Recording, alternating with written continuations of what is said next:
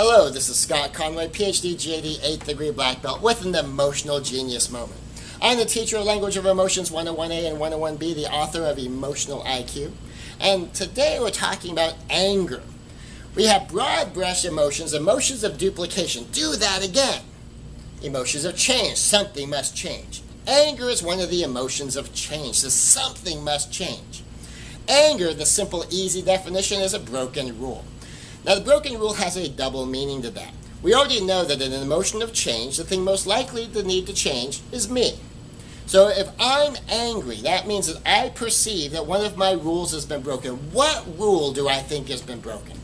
When I can accurately perceive my own rule, when I can accurately determine what the real rule is, not the rule I'm willing to admit to in public, the real rule, the rule buried down in my heart, then I can take a look at the rule itself and see if the rule itself needs to be changed. And there are techniques to change it. There's ways to take the old rule out and put a new rule in.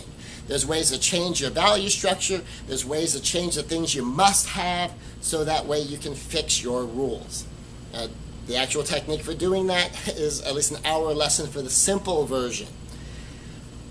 In the emotions of change, anger, broken rules, something must change here. If it's not the rule itself, then what you need to do is figure out how do I get someone to want to follow my rule. Now, the emotional reaction, that self-protection reaction, that reaction intended to protect the self, is to impose rule by force. Because there's an emotional sense, it's my rule, it has to be followed. That's the way the universe ought to work, by my rules. And it's because to each one of us, we are the center of our own universe. That we perceive things the way we perceive things. We think what we think. And we naturally think that what we think is right.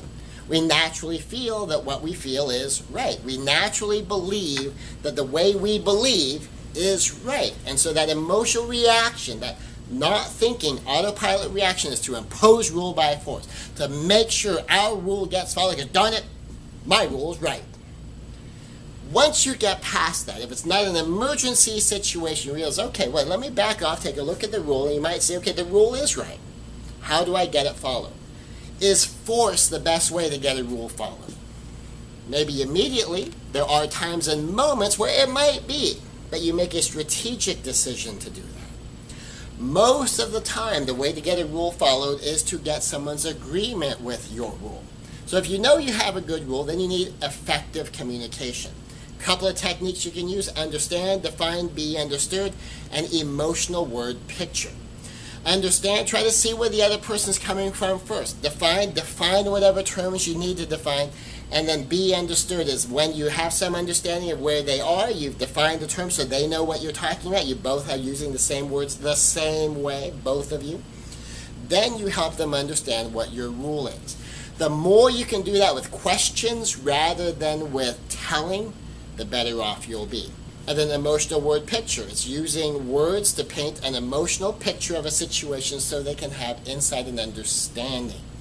And if you can do this, so you can get someone's agreement that yes, that's a good rule. Yes, that ought to be followed. And yes, I will do my best to follow that rule. Or at least I'll continue to improve at following that rule because I agree with you. It's a reasonable rule. And that's your basic strategy for anger.